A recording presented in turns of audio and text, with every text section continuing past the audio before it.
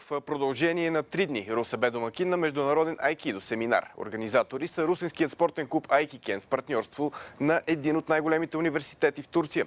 Събитието е част от стартирали през 2017 година проект "Спорт без граници" преоткри и разви потенциала си. Русе е домакин на айкидо семинар, в който световно известният сенсей Небиворал показва нови техники. В момента на татамите, освен спортистите от Айкикен, са и нашите партньори в проекта. Това е спортната секция в един от най-големите турски университети, технически университет от Анкара. В този университет тренират над 120 човека, като предимно 50% от тях са жени. Имате много голяма детска група.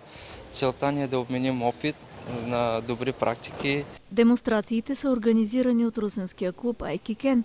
Предстои русенци да върнат визитата на Анкара, където ще проведат тренировки по айкидо с традиционни техники с оръжия.